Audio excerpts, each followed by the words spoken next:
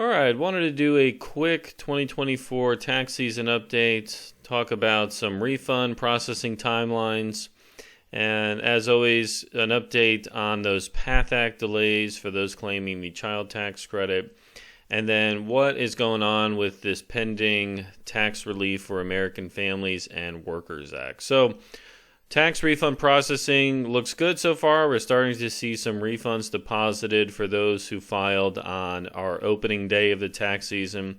So Monday, January 29th is when the IRS opened those e-filing doors and started accepting returns. And so some people who have filed on or around that date are getting their refund checks. Now, if you filed and you had either the additional child tax credit or the earned income tax credit, you'll still be waiting, and that's because of the PATH Act delays. So the good news is electronic filing seems to be working, and that's always highly recommended, right? So refunds are generally processed within 8 to 15 days. The IRS claims that most of this, the vast majority, is done in under 21 days. But if you are paper filing, it takes much longer, right? So 6 to 8 weeks at a minimum from the IRS receives the return. So, as always, highly recommended to electronically file. Now, something that could be holding up your return now that people are starting to file, you might be getting these ID verification letters, so a 5071C, the 6331C. These are sent out in the mail, right? And the IRS is confirming that they received a return filed by you, but they need you to verify your identity to make sure it was actually you who filed, make sure that it's actually going to be sent to the correct bank account or address, right? Now, unfortunately, if there's an issue, a snag at this point, it could delay your refund quite a while. In most cases, that's not going to happen, but it's just a fair warning there.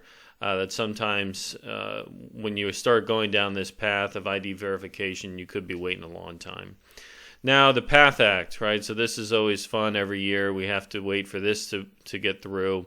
So the PATH Act, in brief here, right? The PATH Act was passed in 2015, and this act says that if your tax return has a claim for an earned income credit or the refundable child tax credit, so that's the ACTC.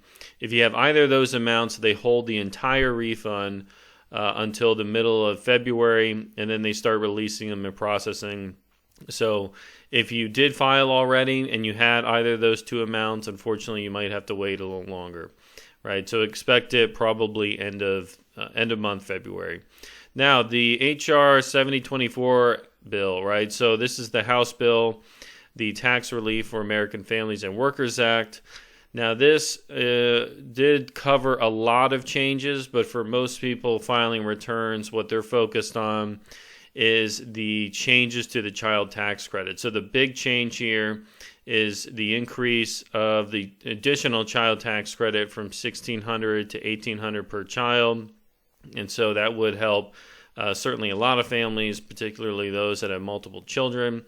Now, this thing was passed in the House on January 31st, so now it's kicked over to the Senate, but really no indication of how quickly that's moving around, right? So the Senate, they still has to be assigned to a Senate committee that goes through it, proposes some changes, they vote on it, and then there's that conference committee where the House and the Senate get together and kind of hash out the changes.